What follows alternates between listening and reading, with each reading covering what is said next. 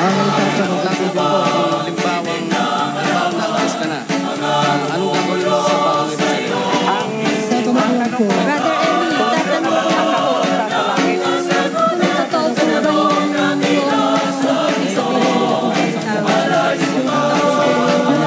Totoo po ba yung ibig sabihin nila kung pagtawag? Mag-isip po kayo ng lahat ng tanong na may kinalaman sa kaligtasan, papasahin ko sa inyo ang sagot sa Biblia. Kung gusto mo ng kumpletong sagot, itanong mo. May sagot ang Biblia. Nakasulat kumpleto, walang bawas, walang labis, walang kulang. Kaya ang sabi ng mga apostol, matuto kayo sa amin, huwag hihigit sa bagay na nasusulat.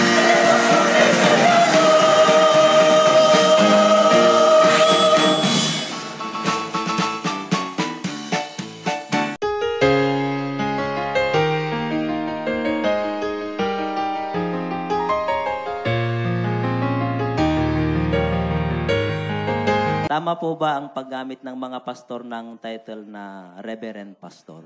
Alam mo, yung reverend, hindi ginagamit yun ng mga mangangaral ng Diyos.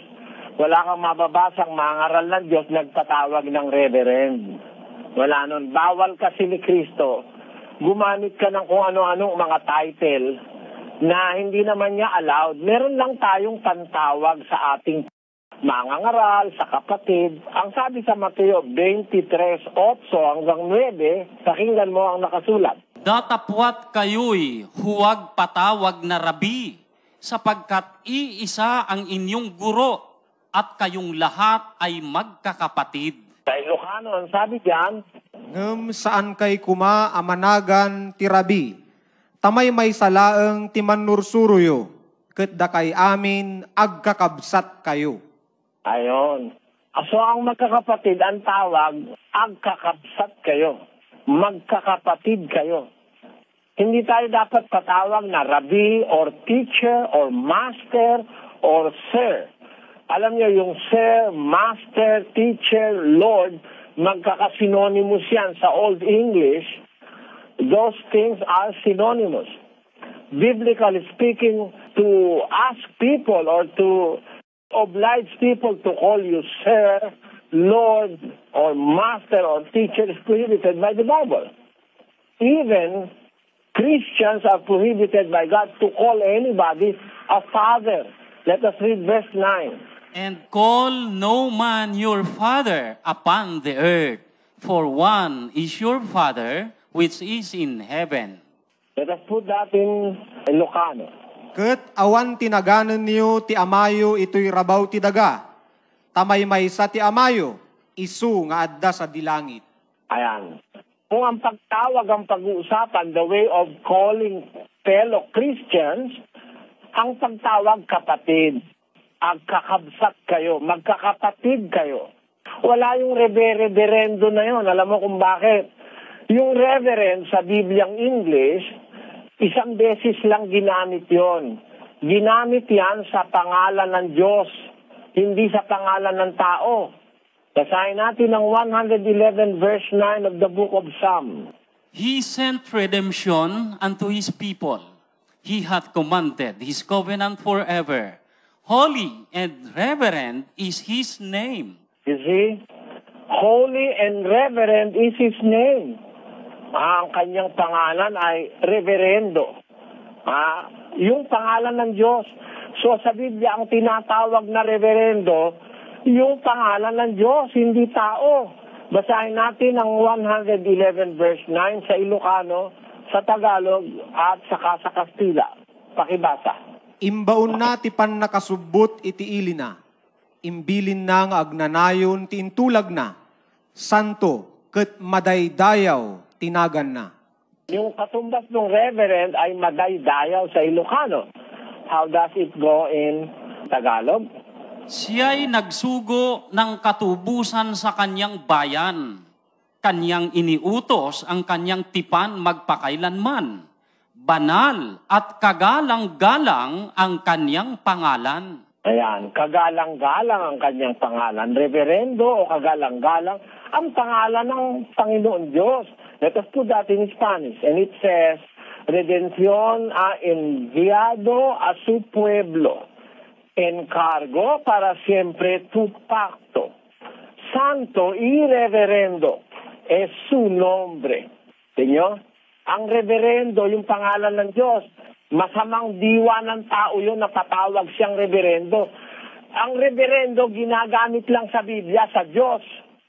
It is being used only in the Bible with God. Never did the apostles were called by the members of the church as reverend apostle or reverend the father or reverend minister. Wala nun. Pero ka ba mababasa si San Pablo, si San Pedro, ang mga apostol, nagpatawag reverendo? Ang tawagan nila magkakapatid. Ikalawang Pedro 3, versikulo 15. Pakinggan nyo. At inyong ariin na ang pagpapahinuhod ng ating Panginoon ay pagliligtas, na gaya rin naman ni Pablo na ating minamahal na kapatid, na ayon sa karunungang ibinigay sa kanya ay sinulatan kayo. Ano ang tawag ni San Pedro kay San Pablo? Hindi ba kapatid? Hindi reverendo.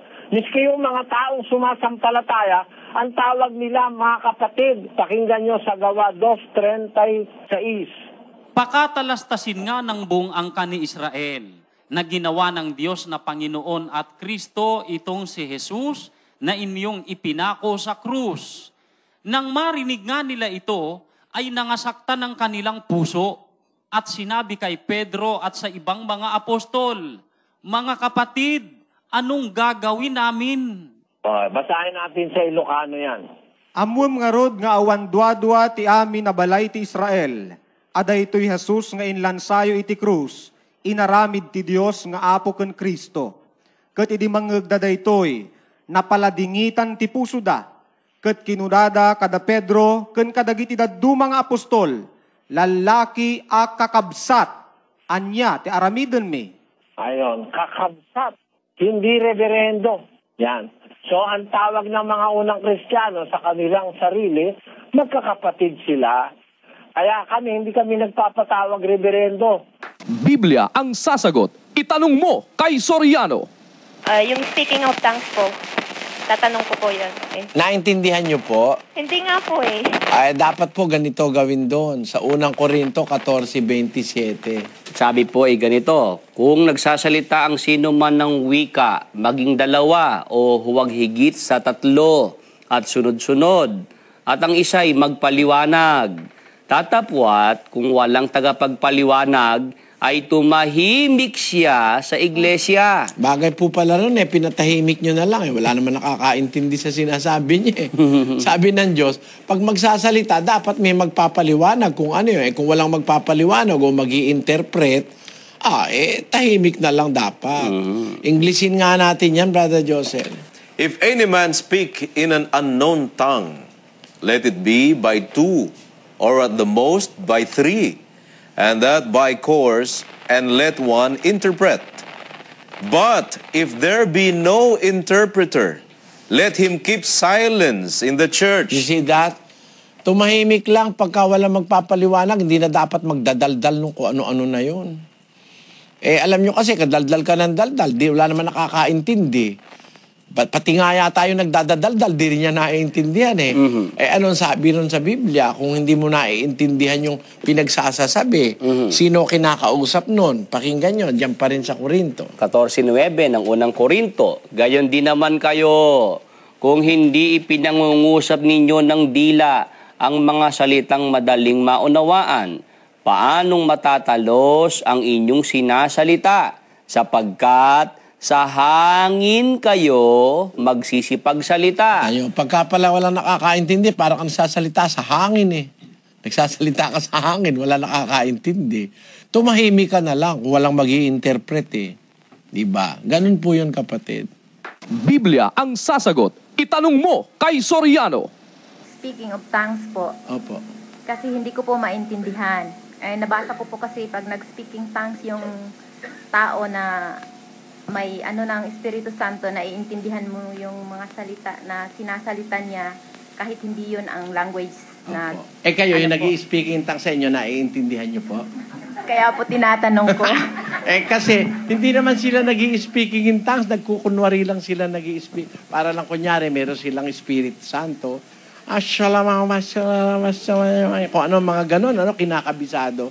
Alam nyo, sabi ni San Pablo sa 14 ng unang Korinto, pakilagay sa screen, 27. Kung nagsasalita ang sino man ng wika, maging dalawa o huwag higit sa 3, at sunod-sunod, at ang isa'y magpaliwanag.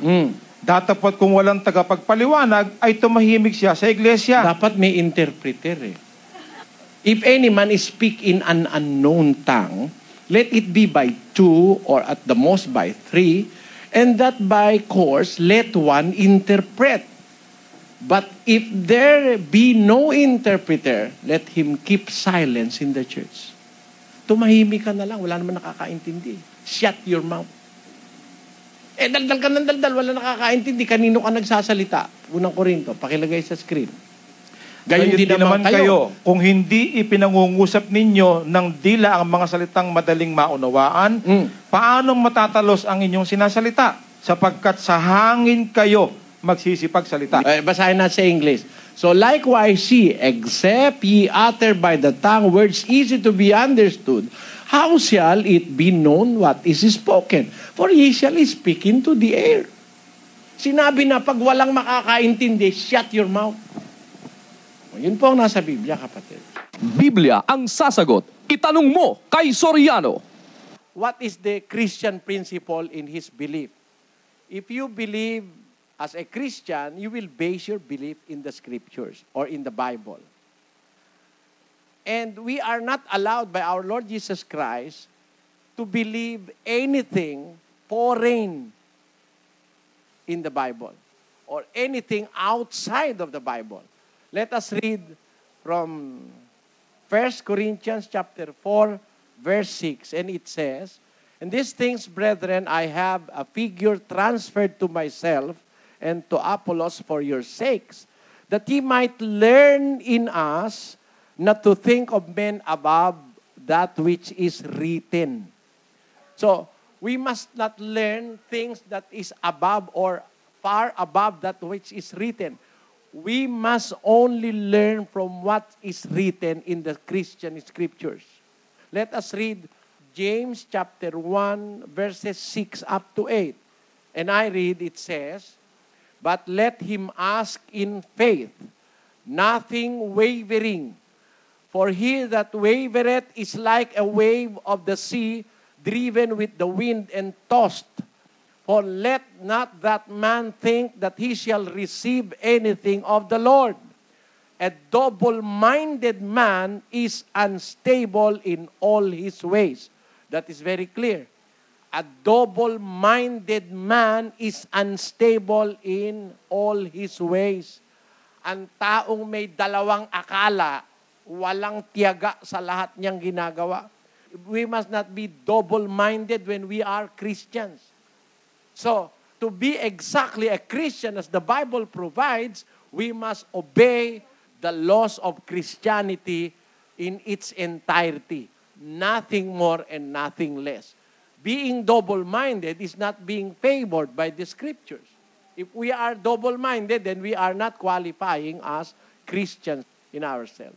We cannot rightfully claim that we are Christians really if we are claiming that we are Christians, at the same time, we are willing to practice the faith of other religious groups. In fact, it is prohibited for Christians to be unequally yoked with the unbelievers. Let us read 6:14 of the book of 2 Corinthians, and it says, "Be ye not unequally yoked together with unbelievers. For what fellowship hath righteousness with unrighteousness? And what communion hath light with darkness? And what concord hath Christ with Belial? Or what part hath he that believeth with an infidel? And what agreement hath the temple of God with idols? For ye are the temple of the living God. As God hath said, I will dwell in them and walk in them, and I will be their God, and they shall be my people. Wherefore come out from among them, and be ye separate, saith the Lord." Separate yourself if you are Christian. Be separate saith the Lord, and touch not the unclean thing, and I will receive you, and I will be a father unto you, and ye shall be my sons and daughters, saith the Lord Almighty. So a Christian is separate from this world. He's being separated by the teachings of Christ from any other belief that are now proliferating in this world. If you are a Christian, you are a Christian because you follow Christ absolutely without reservation. That is the meaning of being a Christian. Biblia ang sasagot. Itanong mo kay Soriano. I receive and believe Jesus Christ and that He gave me the right as His Son. Now, if I will die now, where will be my soul's destination since I am an adventurous person? Please enlighten me about my soul's destination from the time I died till the final judgment. Kindly explain this to me. Thank you.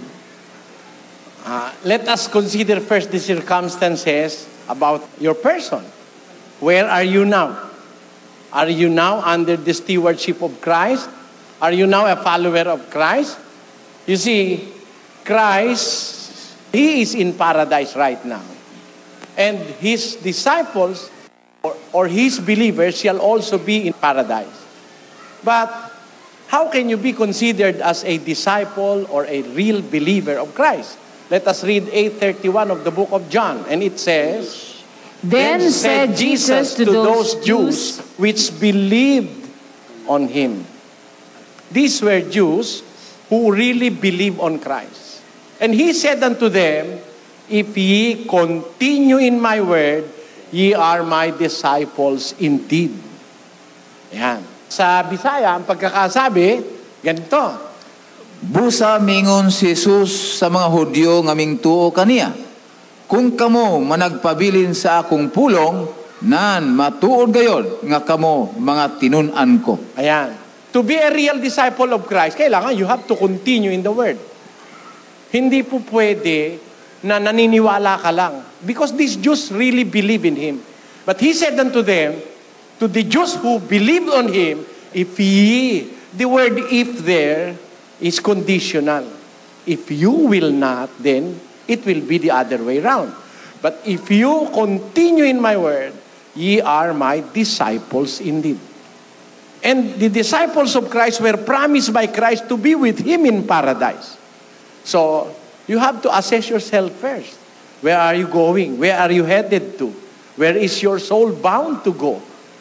Are you a disciple? That must be answered first. Are you a disciple? And if you are a disciple, are you following Christ? What is the real meaning of a disciple of Christ? 12:26 of the book of John, it says, If any man serve me, let him follow me. And where I am, there shall also my servant be.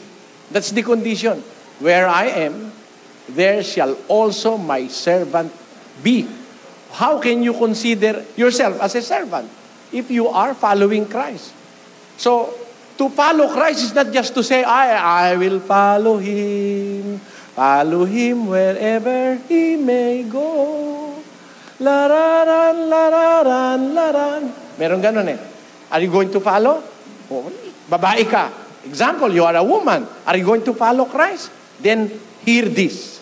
1 Timothy chapter 2 verse 9, In like manner also, that women should adorn themselves with modest apparel, with shamefacedness and sobriety, not with broided hair, or gold, or pearl, or costly array, but it becometh a woman professing godliness with good works.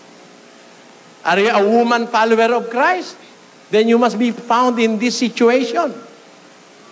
In like manner also, that women should adorn themselves with modest apparel. Bawal po ni Kristo, kapatad, igsoon ang nagalabas-labas sa pusod. Bawal ni Kristo yon. Disciple ka, you must dress like a disciple. Naniniwala ba kayo? Nasa Bible yun. It's a part of the gospel. But if you dress any kind of dress that you want to wear, then you are not a disciple. Mabigat po ito. Excuse me for telling you this, but I just want to emphasize that if you are going to really be a disciple of Christ, you have to continue in the words of Christ. And these are the words of Christ. If a woman that profess godliness or practice piety and piousness, being pious, we have to dress like a real Christian or a real disciple. In like manner also, women should adorn themselves with modest apparel, with shamefacedness and sobriety, not with broided hair or golds or pearls or costly array. This may not be sweet-sounding to the ears of other women, but I have to speak the words of truth because it is in the Bible.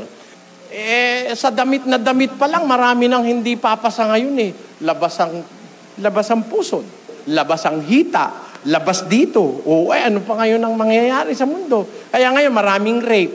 Ngayon maraming nagpapalit-palit ng asawa. Wala na yung sanctity of the sexual, yung sinasabing process of procreation. Yung process of procreation ngayon, ginagawa na lang sa karsada, sa mga plaza, sa sine, mga dating, mga ano-ano. Kaya, lisya na tayo eh. We are out of the track. Kumbaga sa trendis karil na tayo. Tapos, we claim to be Christians. Ang tawag pa natin, the only Christian nation in the Far East. Mali yun. Paano Christian nation? Libre-libre sa atin ng inuman ng alak. Ha? Libre-libre sa atin ng bisyo. Ang sugal dito sa atin, libre. Tapos meron tayo, we have the guts to say that this is the only Christian nation in the Far East. If Christianity is like that, I will not anymore believe. Ang Christianity, isang relihiyon na way of life, kalinisan, kabutihan sa kapwa, walang bisyo, walang kung ano-anong masasamang intensyon sa puso. Yun po ang Kristyanismo. Tayo Kristiyano, tapos nakaluhod tayo sa mga kahoy, bato, tanso, bakal, plastic, fiberglass. Paano tayong Kristiyano nun? Marami pong dapat i-consider. If you are my disciples, you have to continue in my word. Let us abide by the words of Christ. Assess ourselves. Ngayon, tanong natin, I am a disciple. If I die now, where will my soul go? 12:10 of Job, ito ang sabi. In whose hand is the soul of every living thing and the breath of all mankind. Temporarily, for the meantime, for the time being, speaking of the time being, for this present moment, namatay ka, yung soul mo nasa kamay ng Diyos. It is in the hands of God. Pagdating ngayon ng end, yung tinatawag na judgment day, what will happen? 37:4 of the book of Ezekiel. Again, he said unto me, Prophesy upon these bones, and say unto them, O ye dry bones, hear the word of the Lord. Thus saith the Lord God unto these bones, Behold, I will cause breath to enter into you, and ye shall live. And I will lay sinews upon you, and will bring up flesh upon you, and cover you with skin, and put breath in you, and ye shall live, and ye shall know that I am the Lord. After death, your soul will be in the hands of God. Then comes the resurrection. What do you mean resurrection? Your mortal body will be resurrected by God. And that is something not to wonder upon. Because it says in the book of 5:28 of the book of John, it says, Marvel not at this, for the hour is coming in the which all that are in the grave shall hear his voice, and shall come forth they that have done good unto the resurrection of life, and they that have done evil unto the resurrection of damnation. What will happen? As you die, your breath, your soul, all the spirit that is in you will be in the hands of God. The part of your body which belongs to the soil will go to the soil temporarily. But come judgment or the day of resurrection, those elements or components of your body will again be assembled by God. If we may call it assembling. Now, bubuhayin ka ng Diyos. Pagkatapos na mabuhay ka, haharap ka ngayon sa hukuman ni Kristo. Gusto mo makarating doon? Sumunod ka kay Kristo. Sumunod ka muna, kapatid. Assess mo, sumusunod na ba ako? Sumusunod ba ako? Sabi ni Kristo, mga lalaki, mahalin nyo asawa nyo. Huwag mong bubugbugin. Pag binugbog mo, hindi ka makakarating sa langit. Sino sa inyo nang bubugbog ng asawa? Tigilan nyo na, hindi kayo makakarating sa... Si Kristo may sabi. Tandaan nyo, si Kristo hindi nagsisinungaling. Ang Ama hindi nagsisinungaling. Pag sinabi niya hindi ka makakapunta ron, hindi ka talaga makakapunta. 21:27 ng Apokalipsis. Basa. At hindi papasok doon sa anumang paraan ang anumang bagay na karumal-dumal o siyang gumagawa ng kasuklam-suklam at ng kasinungalingan. Hindi po pwedeng pumasok doon. No means, no way. Basahin nato sa Bisaya. Og walay makasulod kaniya bisan kinsa nga mahugaw. Ni ang nagabuhat sa kalawayan og baka. Kundili ang mga nasulat lamang sa basahon sa kinabuhi sa kordero. Hindi naman nagsisinungalingan Diyos eh. Pag sinabi niya, hindi makakapasok doon yung mga masasama, yung mga bakak, yung mga nagabuhat sa kalawayan. Ayan, yung mga Lunes, lasing Martes, lasing Miyerkules, hindi ka makakapasok doon, kapatid. Tinan niyo kung gaano katotoo ang Diyos. Tito 1:2. Sa Bisaya, nga sa paglaom sa kinabuhi nga walay katapusan, nga gisaad sa Diyos, nga dili arang makabakak. In hope of eternal life, which God that cannot lie promised since the world began. Can He lie? He can. Miyerkules. Og walay makasulod kaniya bisan hindi po sa anumang paraan. Pag sinubog ng asawa, ka kay Kristo. Now, bubuhayin ka na. Follow Him wherever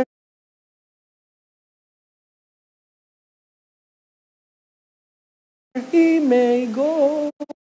Biblia ang sasagot. Itanong mo kay... You follow Christ. From any other sons and daughters, said the Lord Almighty. So a Christian is separate from this world. He's being separated by the teachings of Christ from any other belief that are now proliferating in this world. If you are a Christian, you are a Christian because you follow Christ. Absolutely without reservation. That is the meaning of being a Christian. Biblia ang sasagot. Itanong mo kay Soriano. I receive and believe Jesus Christ and that He gave me the right as His Son. Now, if I will die now, where will be my soul's destination since I am an adventurous person? Please enlighten me about my soul's destination from the time I died till the final judgment. Kindly explain this to me. Thank you. Let us consider first the circumstances about your person. Where are you now? Are you now under the stewardship of Christ? Are you now a follower of Christ? You see, Christ, He is in paradise right now. And His disciples or His believers shall also be in paradise. But how can you be considered as a disciple or a real believer of Christ? Let us read 8:31 of the book of John. And it says, Then said Jesus to those Jews which believed on Him. These were Jews who really believe on Christ. And He said unto them, If ye continue in my word, ye are my disciples indeed. Yan. Sa Bisaya, ang pagkakasabi, ganito. Busa mingon si Jesus sa mga Hudyo ngaming tuo kaniya. Kung kamo managpabilin sa akong pulong, nan matuod gayod nga kamo mga tinun-an ko. Ayan. To be a real disciple of Christ, kailangan you have to continue in the word. Hindi po pwede na naniniwala ka lang. Because these Jews really believe in Him. But He said unto them, to the Jews who believed on Him, if ye, the word if there is conditional. If you will not, then it will be the other way around. But if you continue in my word, ye are my disciples indeed. And the disciples of Christ were promised by Christ to be with Him in paradise. So, you have to assess yourself first. Where are you going? Where are you headed to? Where is your soul bound to go?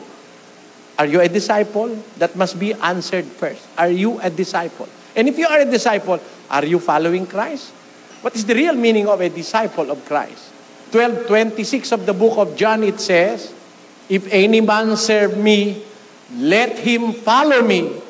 And where I am, there shall also my servant be. That's the condition. Where I am, there shall also my servant be. How can you consider yourself as a servant if you are following Christ? So, to follow Christ is not just to say, I will follow Him wherever He may go. Lararan, lararan, laran. Meron ganun eh.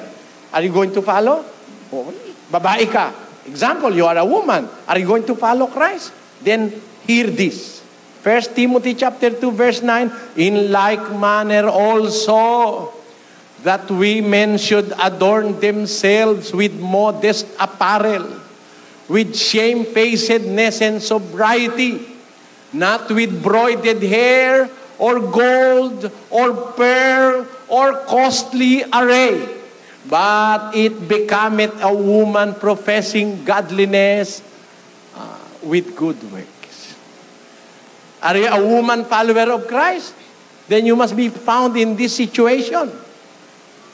In like manner also, that women should adorn themselves with modest apparel. Bawal po ni Kristo, kapatad, igsoon ang nagalabas-labas sa pusod. Bawal ni Kristo yon. Disciple ka, you must dress like a disciple. Naniniwala ba kayo? Nasa Bible yun. It's a part of the gospel. But if you dress any kind of dress that you want to wear, then you are not a disciple. Mabigat po ito. Excuse me for telling you this. But I just want to emphasize that if you are going to really be a disciple of Christ, you have to continue in the words of Christ. And these are the words of Christ.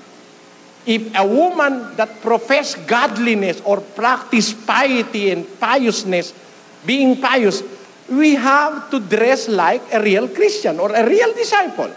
In like manner also, women should adorn themselves with modest apparel, with shamefacedness and sobriety, not with broided hair or golds or pearls or costly array. This may not be sweet sounding to the ears of other women, but I have to speak the words of truth because it is in the Bible. Sa damit na damit pa lang, marami nang hindi papasa ngayon eh. Labas ang pusod, labas ang hita, labas dito. Ano pa ngayon ang mangyayari sa mundo? Kaya ngayon maraming rape. Ngayon maraming nagpapalit-palit ng asawa. Wala na yung sanctity of the sexual, yung sinasabing process of procreation. Yung process of procreation ngayon, ginagawa na lang sa karsada, sa mga plaza, sa sine, mga dating, mga kung ano-ano. Kaya, lisya na tayo eh. We are out of the track. Kumbaga sa trendis karil na tayo. Tapos, we claim to be Christians.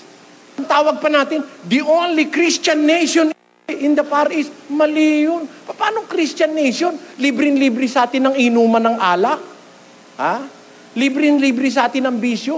Ang sugal dito sa atin, libre. Tapos meron tayo, we have the guts to say that this is the only Christian nation in the Far East. If Christianity is like that, I will not anymore believe. Ang Christianity, isang relihiyon na way of life, kalinisan, kabutihan sa kapwa, walang bisyo, walang kung ano-anong masasamang intensyon sa puso. Yun po ang Kristyanismo. Tayo Kristiyano, tapos nakaluhod tayo sa mga kahoy, bato, tanso, bakal, plastic, fiberglass. Paano tayong Kristiyano nun? Marami pong dapat i-consider. If you are my disciples, you have to continue in my word. Let us abide by the words of Christ. Assess ourselves. Ngayon, tanong natin, I am a disciple. If I die now, where will my soul go? 12:10 of Job, ito ang sabi. in whose hand is the soul of every living thing and the breath of all mankind. Temporarily, for the meantime, for the time being, speaking of the time being, for this present moment, namatay ka, yung soul mo nasa kamay ng Diyos. It is in the hands of God. Pagdating ngayon ng end, yung tinatawag na Judgment Day, what will happen? 37:4 of the book of Ezekiel. Again, he said unto me, Prophesy upon these bones, and say unto them, O ye dry bones, hear the word of the Lord. Thus saith the Lord God unto these bones, Behold, I will cause breath to enter into you, and ye shall live. And I will lay sinews upon you, and will bring up flesh upon you, and cover you with skin, and put breath in you, and ye shall live, and ye shall know that I am the Lord. After death, your soul will be in the hands of God. Then comes the resurrection. What do you mean resurrection? Your mortal body will be resurrected by God. And that is something not to wonder upon. Because it says in the book of 5:28 of the book of John, it says, Marvel not at this, for the hour is coming in the which all that are in the grave shall hear his voice, and shall come forth they that have done good unto the resurrection of life, and they that have done evil unto the resurrection of damnation. What will happen? As you die, your breath, your soul, all the spirit that is in you will be in the hands of God. The part of your body which belongs to the soil will go to the soil temporarily. But come judgment or the day of resurrection, those elements or components of your body will again be assembled by God. If we may call it assembling. Now, bubuhayin ka ng Diyos. Pagkatapos na mabuhay ka, haharap ka ngayon sa hukuman ni Kristo. Gusto mo makarating doon? Sumunod ka kay Kristo. Sumunod ka muna, kapatid. Assess mo, sumusunod na ba ako? Sumusunod ba ako? Sabi ni Kristo, mga lalaki, mahalin nyo asawa nyo. Huwag mong bubugbugin. Pag binugbog mo, hindi ka makakarating sa langit. Sino sa inyo nang bubugbog ng asawa? Tigilan nyo na, hindi kayo makakarating sa... Si Kristo may sabi. Tandaan nyo, si Kristo hindi nagsisinungaling. Ang Ama hindi nagsisinungaling. Pag sinabi niya hindi ka makakapunta ron, hindi ka talaga makakapunta. 21:27 ng Apokalipsis. Basa. At hindi papasok doon sa anumang paraan ang anumang bagay na karumal-dumal o siyang gumagawa ng kasuklam-suklam at ng kasinungalingan. Hindi po pwedeng pumasok doon. No means, no way. Basahin nato sa Bisaya. Og walay makasulod kaniya bisan kinsa nga mahugaw. Ni ang nagabuhat sa kalawayan og baka. Kundili ang mga nasulat lamang sa basahon sa kinabuhi sa kordero. Hindi naman nagsisinungalingan Diyos eh. Pag sinabi niya, hindi makakapasok doon yung mga masasama, yung mga bakak, yung mga nagabuhat sa kalawayan. Ayan, yung mga Lunes, lasing Martes, lasing Miyerkules, hindi ka makakapasok doon, kapatid. Tinan niyo kung gaano katotoo ang Diyos. Tito 1:2. Sa Bisaya, nga sa paglaom sa kinabuhi nga walay katapusan, nga gisaad sa Diyos, nga dili arang makabakak. In hope of eternal life, which God that cannot lie promised since the world began. Can He lie? He cannot lie.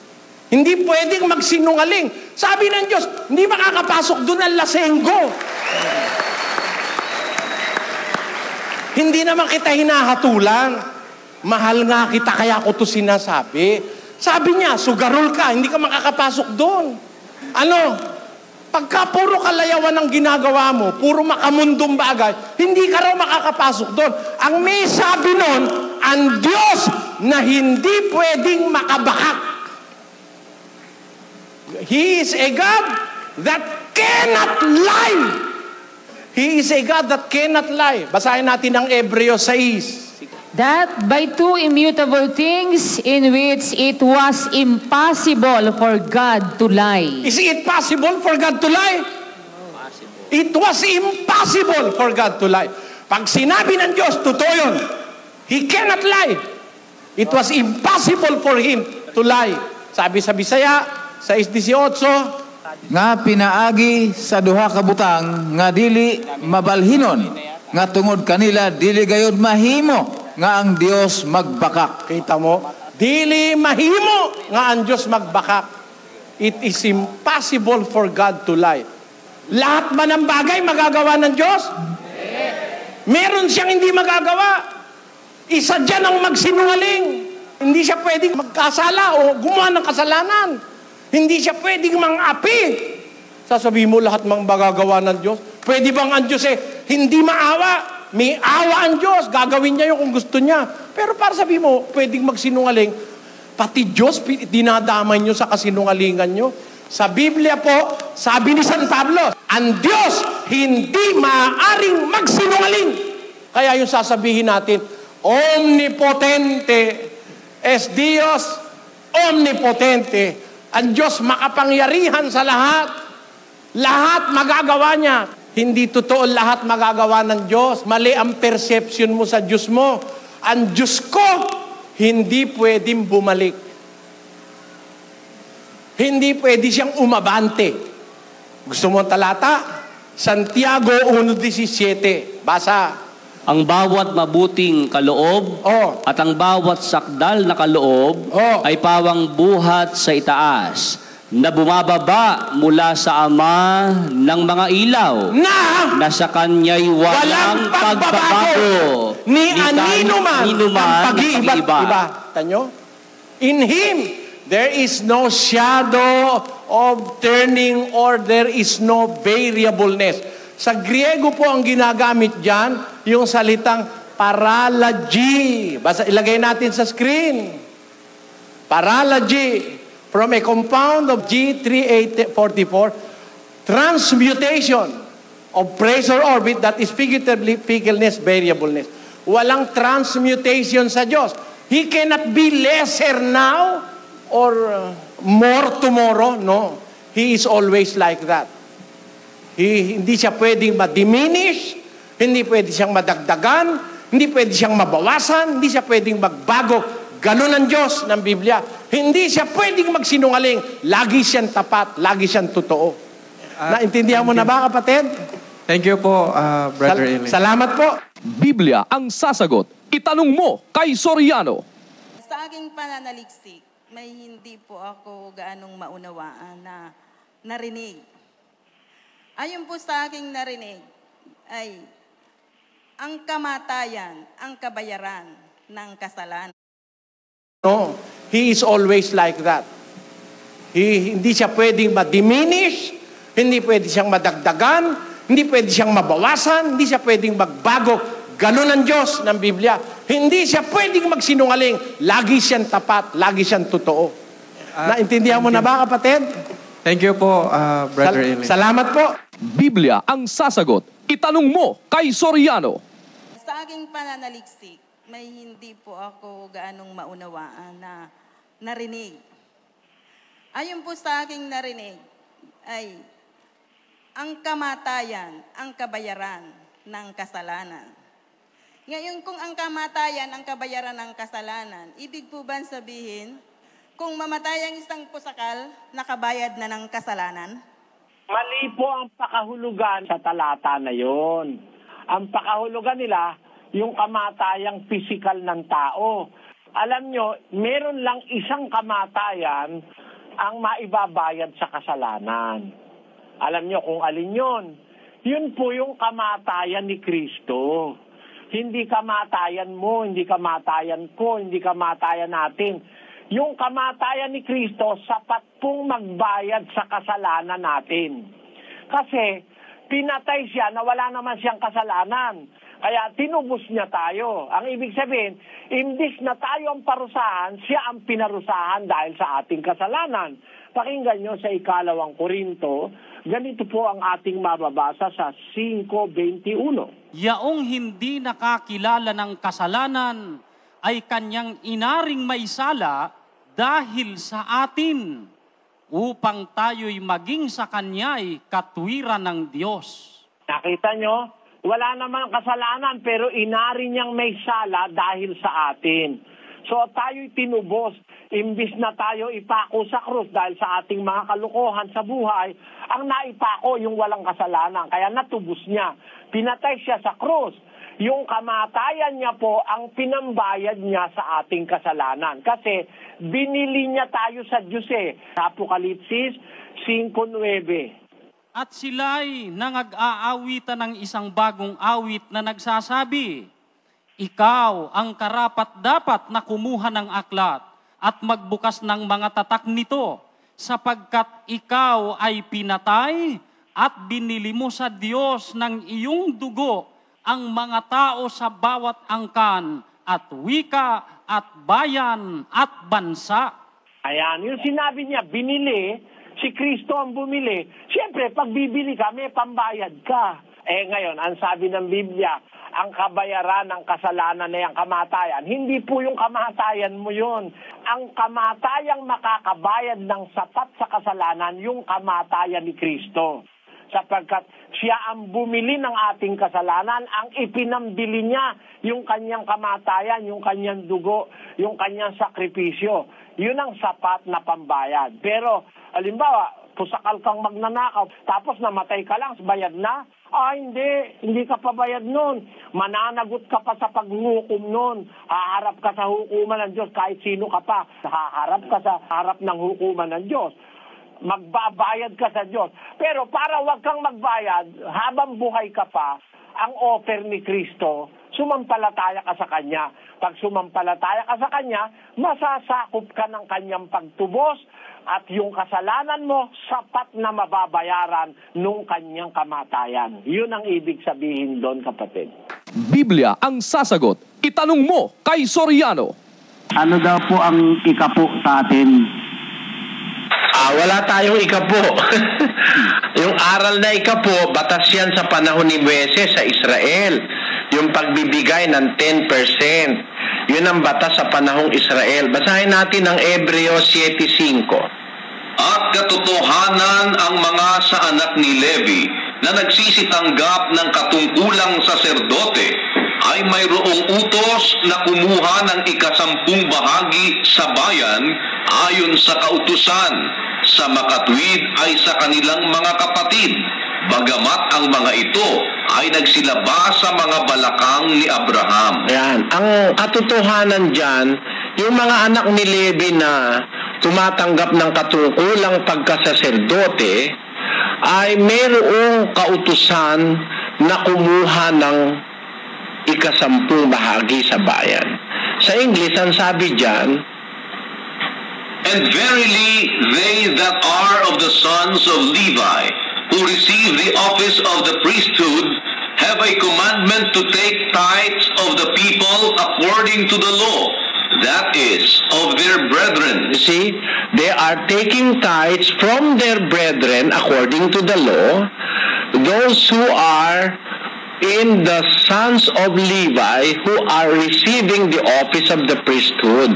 So yung mga saserdoting Levita noong araw sa panahon ni Moises, yun ang inutusan ng Diyos na kumuha ng ikapo sa kanilang mga kapatid. Pero pagdating ng panahon ni Kristo, pinalitan na yung pagkasaserdotes ni Levitas. Ang saserdote na ngayon sa Kristiyano, si Kristo, iba na yung batas, hindi na ikapo. Pakinggan nyo sa 7:12 ng Hebreo pa rin. Sapagkat nang palitan ang pagkasaserdote, ay kinailangang palitan naman ang kautusan. Ayan. The priesthood being changed, there is made of necessity a change also of the law. Nang palitan ang pagkasaserdote, kinailangang palitan naman ang kautusan ng wika ni Pablo. So pinalitan na yung pagkasaserdote ng mga Levita na kumuha ng ikapo, ang kautusan papalitan din. Ano ang ipinalit doon sa kautusang pagkuha ng ikapo? Sa 9:7 naman ng 2 Korinto. Magbigay ang bawat isa ayon sa ipinasya ng kaniyang puso, huwag mabigat sa loob o dahil sa pinipilit, sapagkat iniibig ng Diyos ang nagbibigay na masaya. Yan. Ang pagbibigay ngayon, hindi naman ikapo. ayon sa ipinasya ng iyong puso. Ang Diyos ay may tiwala sa puso ng isang Kristiyano. Hindi naman siya maramot. Hindi naman ang Kristiyano ay natuto ng pagkakait. Ang Kristiyano magandang loob. Kaya nasa kalooban mo, nasa puso mo, ang iyong pagbibigay galing sa puso, hindi sa ikapo. Pusan loob yun na masaya ka. Iniibig ng Diyos ang nagbibigay ng masaya. Ikaw ang nagtatakda, yung puso mo, kung magkano yung ibibigay mo. Yan po yan, kapatid. Biblia ang sasagot. Itanong mo kay Soriano. Tungkol po ito sa utos ng Diyos na magsimpan para sa pasalamat at pag-abuloy. Ang katanungan ko po halimbawa po, sa loob ng 6 na araw, mula Lunes hanggang Sabado, nakapagsimpan ako ng halaga na medyo ikangay kumukumita na ako ng maganda, malaki-laki rin. At sapagkat ako po hindi naman yung tinatanong kagawad ng barangay, nagkataon po na bago sumapit ang araw ng linggo, wala akong natirang pira maliban doon sa sinimpan ko na sadyang nakalaan para ipagpasalamat at iabuloy ko kinabukasang araw na linggo. 10 oras po ng gabi, ng Sabado ng gabi, mayroon pong naaksidente akong kapitbahay na pagtaga. Halimbawa po lamang ito. O dili kaya po, isa sa kapamilya ko o sa aking mga kapatid, nagkaroon ng mahigpit na pangangailangan, agaw buhay, kinakailangan ng oras ng gabing yon, ay madala sa ospital. Lumapit po sa akin, humihingi ng tulong. Wala po akong naitabing pera, kundi yung inilaan kong pangabuloy at pangpasalamat sa araw na linggo. Pwede ko po kayang utangin muna yon at palitan upang isagip naman ang buhay ng aking mga kababayan o kaya ng aking anak. Hindi po kaya ako nagkakasala nun. Alam nyo, meron ho sa Biblia, sinasabi ang Panginoong Jesus, bawal po kasi sa mga Hudyo yung magtrabaho ng araw ng Sabat. Bawal ang trabaho sa Sabat. Sabado po sa Hudyo, Sabat kapahingahan. Utos po ng Diyos yun, yung huwag kang gagawa ng anumang gawa sa Sabat. Basahin natin yung Exodo 20. Alalahanin mo ang araw ng Sabat upang ipangilin.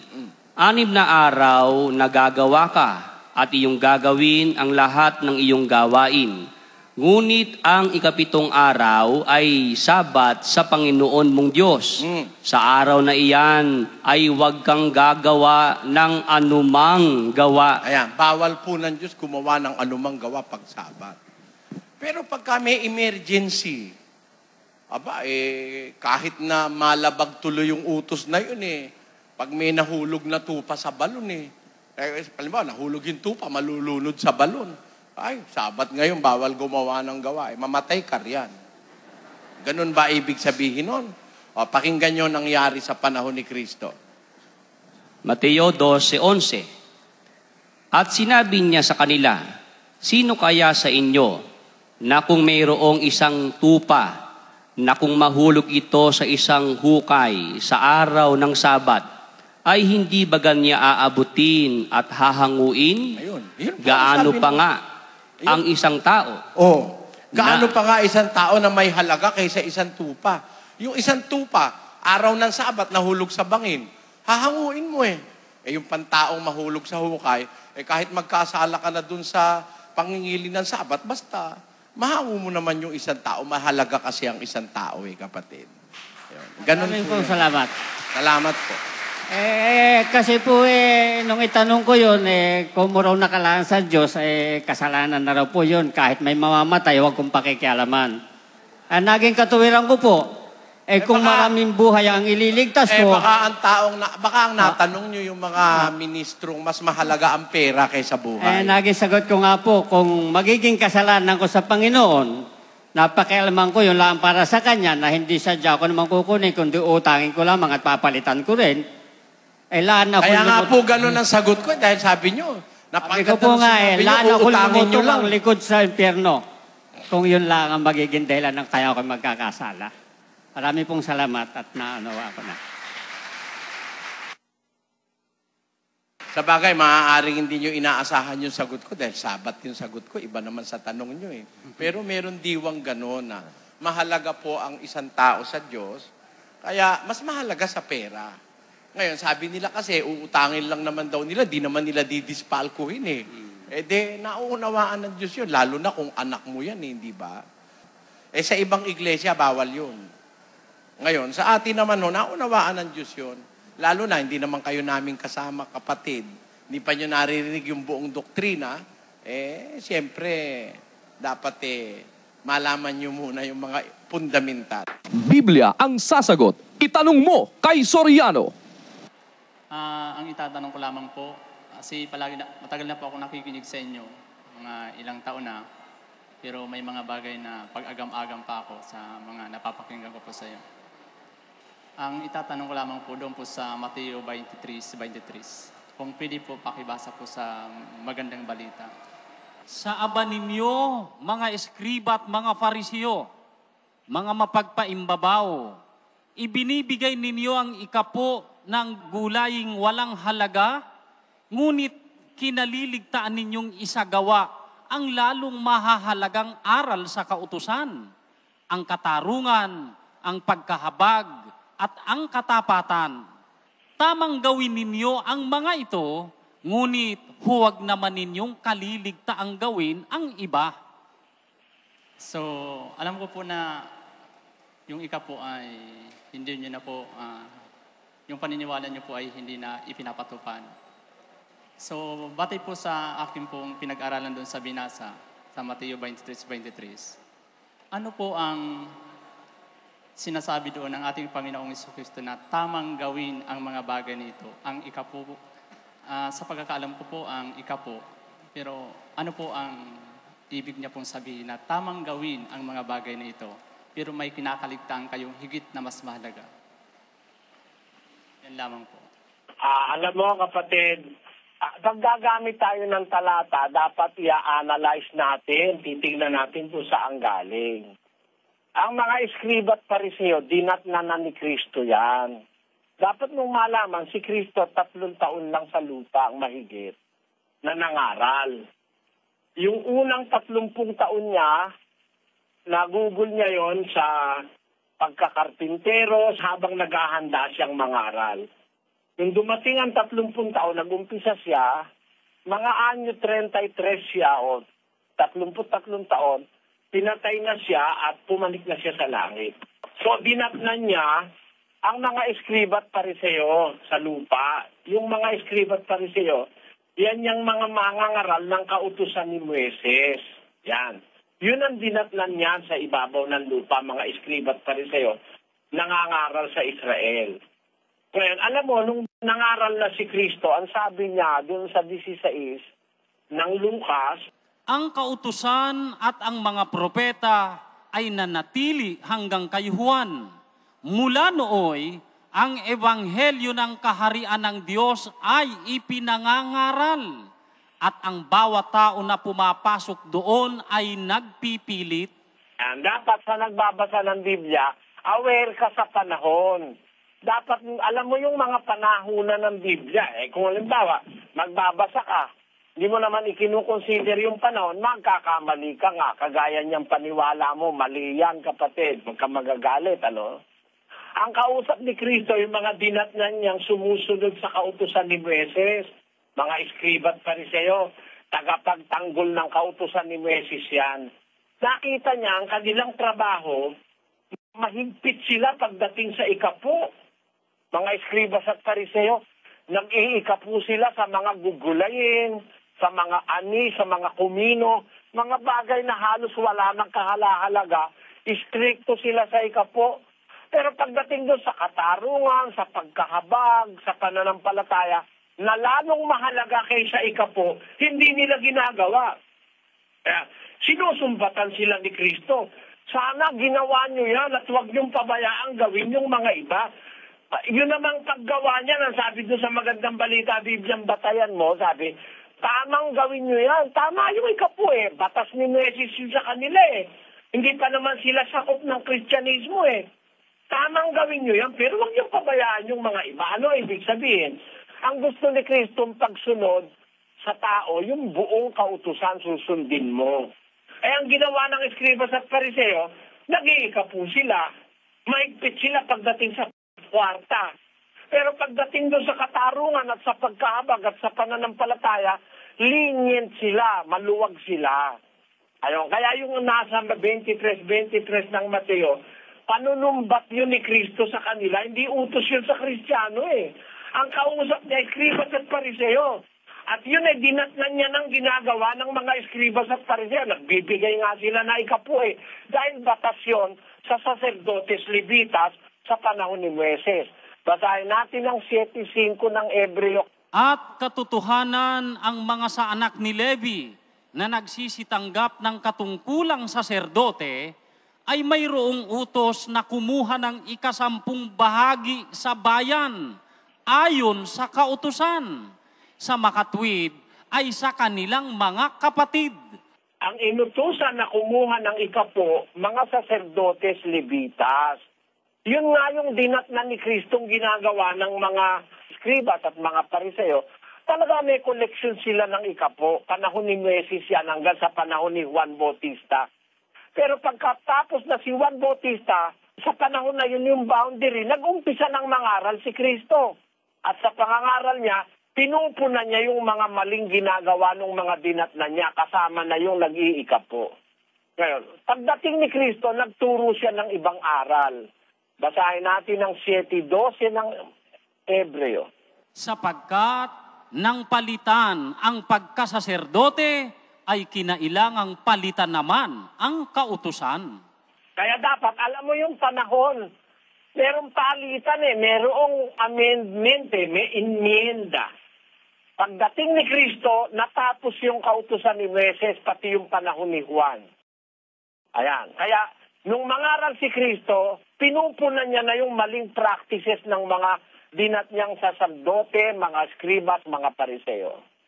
Ngayon, nung mangaral siya, itinuro niya ngayon sa mga apostol, pagpanik niya sa langit, doon niya ngayon ipapatupad yung aral na ipinangaral niya. Pagpanik sa langit ni Kristo. Doon pa lang mag-uumpisa ang pagtupad.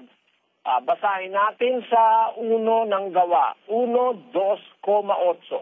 Hanggang sa araw na tanggapin siya sa kaitaasan, pagkatapos na makapagbigay siya ng mga utos sa pamamagitan ng Espiritu Santo sa mga apostol na kanyang hinirang. Ayan, kailan siya nagbigay ng utos? Di ba pagkatapos na siya itanggapin sa itaas? Tama? Tama po, kapatid na Eli.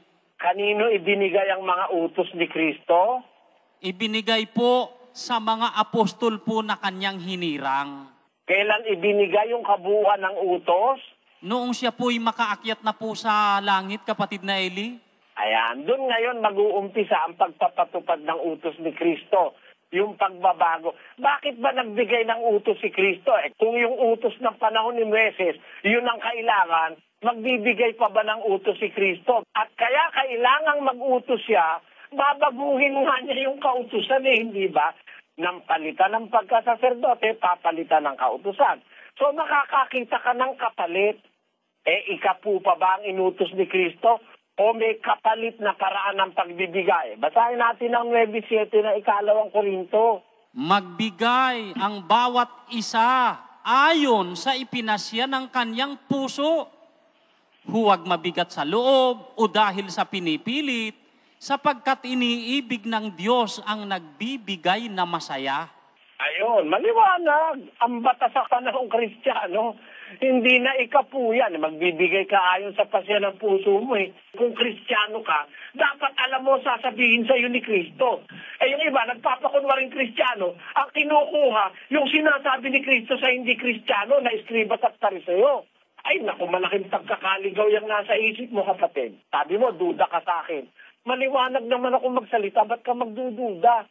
Marunong naman ako ng straight na Tagalog. Maliwanag naman kaya kayo duda, nalagyan na kayo ang isip nyo ng pambubulag ng demonyo. Pero kung ikaw bubuksan mo isip mo sa Biblia, nangaral si Kristo 3 taon. Pero yung pinangangaral niya, hindi niya pa pinapatupad. Nung nakapanik siya sa langit, sa kanya ibinigay yung lahat ng utos sa mga apostol. Ipinadala niya sa pamamagitan ng Espiritu Santo. Mga apostol naman sinulat sa Biblia, kaya nasulat. May kapalit ang ikapo. Hindi na yan ang batas ngayon. Yan ang isinumbat ni Kristo sa mga eskribas at pariseo. Kayo mga nagbabanal-banalang kayo, mapagpaimbabaw kayo, ikapo kayo ng ikapo. Tapos di nyo naman ginagawa yung lalong mahalaga. Tama na gawin nyo yung ikapo. Kanino? Sa mga eskribas at pariseo. Dahil yun ang talagang ginagawa nila. Pero huwag nyo kalimutang gawin yung iba. Huwag mo isama sarili mo rin, kapatid. Kung naniniwala kang Kristiyano ka, maliban mo na lang kung tinatanggap mong iskribat pariseo ka, nakasama ka sa nagpapaimbabaw. Yun ang sagot. Biblia ang sasagot. Itanong mo kay Soriano. Does the Bible say anything about paying the church, having giving contributions? The Bible tells us of the gathering of the faithful. Let us read in Hebrews 10:25 in the Spanish Bible. Sister Luz? No dejando nuestra congregación como algunos tienen por costumbre, mas exhortándonos y tanto más cuanto veis que aquel día se acerca. Please put that in Portuguese, Sister Luz. Now deizando a nossa congregação como é costume de alguns, antes admoestando nos uns aos outros e tanto mais, quanto vedes que se vai aproximando aquele dia. Let us put that in English. Not forsaking the assembling of ourselves together, as the manner of some is, but exhorting one another, and so much the more as ye see the day approaching. So it is biblical to believe that there's a commandment of the Lord that we must assemble ourselves together in exhortation for one another. So Christians do assemble themselves together in an appointed time, agreed among themselves. We can see the first century Christians doing that. As an example, in the book of Acts chapter 20, verse 7, it says, And upon the first day of the week, when the disciples came together to break bread, Paul preached unto them, ready to depart on the morrow, and continued his speech until midnight. Now, the question is there something like a contribution in the church? That's why I answered this way, because the Christians assemble themselves on the first day of the week, primer día de semana. That is the day that is given by the Bible. The apostles, after the death of the Lord Jesus Christ, when he ascended to heaven, they frequently assembled themselves on the first day of the week. Let us read another verse to prove that. 20, verse 19 of the book of John. Then the same day at evening, being the first day of the week, when the doors were shut, where the disciples were assembled for fear of the Jews, came Jesus and stood in the midst and said unto them, Peace be unto you. When the Lord Jesus Christ, after he resurrected from the dead, showed himself to the disciples, they are assembled because that is the first day of the week. During the first day of the week, what happens? Is there a contribution or collection? Let us read in the book of 1 Corinthians chapter 16, verses 1 up to 3. Now, concerning the collection for the saints, as I have given order to the churches of Galatia, even so do ye. Upon the first day of the week, let every one of you lay by him in store, as God hath prospered him, that there be no gatherings when I come. Let us read it in another version, Sister Lud, the Reina Valera version. Cada primer día de la semana, cada uno de vosotros aparte en su casa, guardando lo que por la bondad de Dios pudiere, para que cuando yo llegaré, no se hagan entonces colectas. Let us put that in Portuguese, Sister Luz, 16:1 and 2. Ora, cuanto a coleta que sepas para os santos, pasei vos também o mesmo que ordenei às igrejas da Galácia. No primeiro dia da semana, cada de vos ponha de parte o que puder ajuntar, conforme a sua prosperidade, para que se não pacam as coletas quando o chegar. It is very clear in the translation that collection happens when they gather together, and that is on the first day of the week. They gather together themselves. On the same day, they collect voluntarily from the saints. This is not tithing or 10%. It is according to what the heart of you wants to give. Let us read 9:7 of the book of 2 Corinthians. Every man according as he purposeth in his heart, so let him give, not grudgingly or of necessity, for God loveth a cheerful giver. In Spanish it says, cada uno como propuso en su corazón, haga no con tristeza o por necesidad, porque Dios ama al dador alegre. Portuguese it says, cada contribua segundo propós no seu coração, não com tristeza ou por necessidade, porque Deus ama ao que dá com alegria. See, therefore, the Bible tells us that there really is a contribution. The Christians do gather, but they do not gather for the contribution alone. The collection is only a part. But the gathering entails a lot of things that must be done. Let us read 14:26 of the book of 1 Corinthians. Sister Luz? How is it then, brethren, when ye come together, every one of you hath a psalm, hath a doctrine, hath a tongue, hath a revelation, hath an interpretation. Let all things be done unto edifying. Spanish it says, ¿Qué hay pues, hermanos, cuando os juntáis? Cada uno de vosotros tiene salmo, tiene doctrina, tiene lengua, tiene revelación, tiene interpretación. Hágase todo para edificación. See? Therefore, there really is a gathering of Christians, and a part of it is the collection for the needs of the saints.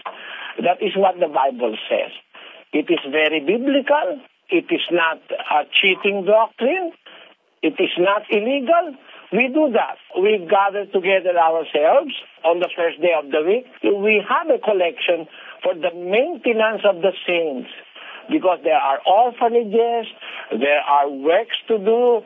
Sometimes we have to pay for the broadcast worldwide. So there really is a collection. And it's not because that we are doing a business, but because we are doing God's will in propagating the gospel. That is the answer to that question, sister. Thank you. Biblia ang sasagot. Itanong mo kay Soriano. Batas pa po ba ang ikapo sa panahon po natin ito? Hindi po batas ngayon yun. Yung batas ng ikapo ay binigayan sa mga anak ni Levi sa Israel. Basahin natin ang 7 Hebreo.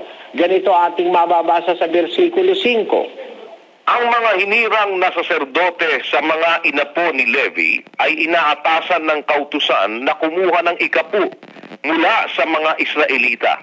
Sa makatwid bagay sa kanilang mga kapatid, mula rin sila, bagamat mula rin sila kay Abraham. Ayun, yung mga hinihirang na saserdote sa mga lipi ni Levi. Verily, ang sabi ni St. Paul doon sa English, they that are of the sons of Levi, who receive the office of the priesthood, have a commandment to take tithes of the people according to the law, that is, of their brethren, though they came out of the loins of Abraham. So, ang kautusan ng ikapo, yan ay para sa mga anak ni Levi. na nagiging saserdote. Nung palitan yung dumating na si Kristo, pinalitan na yung pagkasaserdotes Levitas, pinalitan na rin yung kautusan na yan. Pakinggan nyo sa 7:12 ng Hebreo pa rin.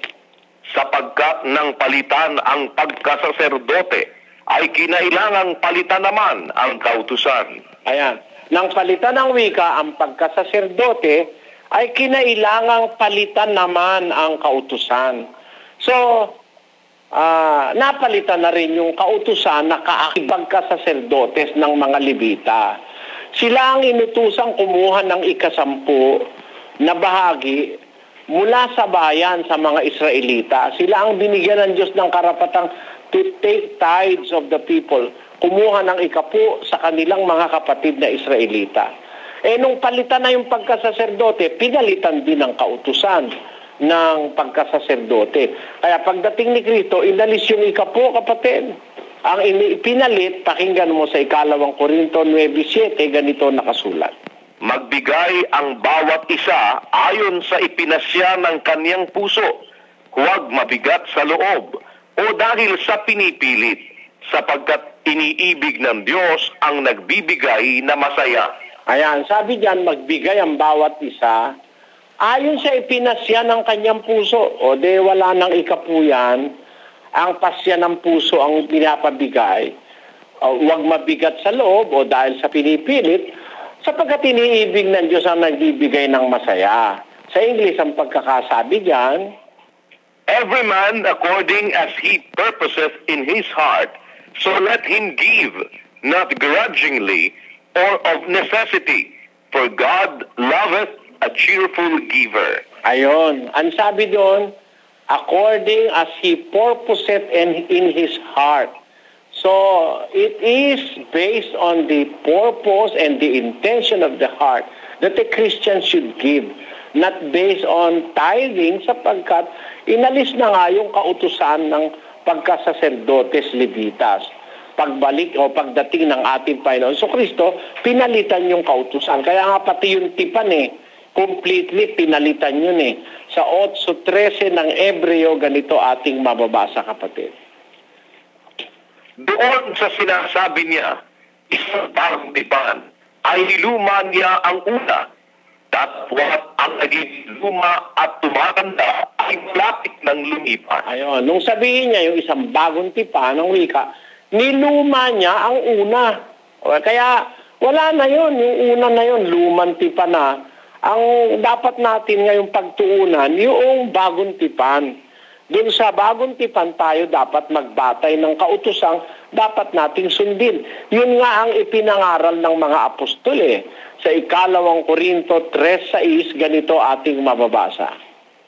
Na sa amin naman ay nagpapaging sapat na mga ministro ng bagong tipan, hindi ng titik, kundi ng Espiritu, sapagkat ang titik ay pumapatay, tatapwat ang Espiritu ay nagbibigay ng buhay. Ayon. Kami ang wika, sabi ng mga apostol, pinapaging sapat kaming mga tagapamahala o ministro ng bagong tipan. Hindi yung titik, hindi no 10 utos na nakatitik sa 2 tapyas na bato, kundi ang pinamahalaan nila, bagong tipan ng Espiritu. Yung titik ang wika, pumapatay yun, datapot ang Espiritu ay nagbibigay ng buhay. Kung itutuloy pa natin sa 7 hanggang 8, pakinggan nyo. Ngunit kung ang pangangasiwa ng kamatayan na nasusulat at nahuhukit sa mga bato ay nangyaring may kaluwalhatian, ano ba ang mga anak ni Israel ay hindi makakitik sa mukha ni Moises dahil sa kaluwalhatian ng kanyang mukha na ang kaluwalhatian ito'y lumilipas. Paano hindi lalong magkakaroon ng kaluwalhatian ang pangangasiwa ng Espiritu? Ayun. Kung yun ang wikang pangangasiwa nung kay Moises ng kamatayan, maluwalhati. Lalo namang maluwalhati yung pangangasiwa ng Espiritu. Pinagkukumpara ni Pablo yung pangangasiwa nila sa bagong tipan at yung pangangasiwa ni Moises sa lumang tipan. Kaya, if you are going to analyze that, the New Testament is more glorious than the Old Testament. At A part of the Old Testament is the giving of tithes. And there is something more glorious and more important than that. The giving of tithes was intended for the subsistence of the Levites as priests in Israel. But the giving of the contributions of Christians according as his heart purposed is for the glorious propagation of the gospel. Kaya magkaiba po yan. Iba ang batas ng bagong tipan sa matandang tipan. Yung ika po, bahagi po ng matandang tipan. It's a part of the Old Testament times. And the giving, the way or the manner of giving in the New Testament is for a person to give as his heart purposes. According to the intention and the purpose of the heart, a Christian should give, for God loveth a cheerful giver. Yun ang sinasabi po ng kasulatan. Hindi na po batas ang ika po sa ating panahon. Biblia ang sasagot. Itanong mo kay Soriano. Ano po ang pagkakaiba ng ikapo at abuloy at alin po ang dapat sundin dito at alin ang pinakang mahalaga sa Diyos na dapat sundin? Salamat po. Ang pinakamahalaga sa Diyos, yung sinasabi sa 9:7 ng 2 Korinto, hindi ikapo yun. Magbigay ang bawat isa ayon sa ipinasya ng kanyang puso. Huwag mabigal sa loob o dahil sa pinipilit, sapagkat iniibig ng Diyos ang nagbibigay na masaya. Ayon. Ang mahalaga sa Diyos, yung nagbibigay ka ng masaya. Hindi yung ikapo. Magbibigay ka ayon sa pasya ng iyong puso, sabi ng Biblia, kapatid. Yan po ang mahalaga. Yung ibinigay mo na kusang puso, kusang palo, na masaya mong ibinibigay. Hindi ikapo, no?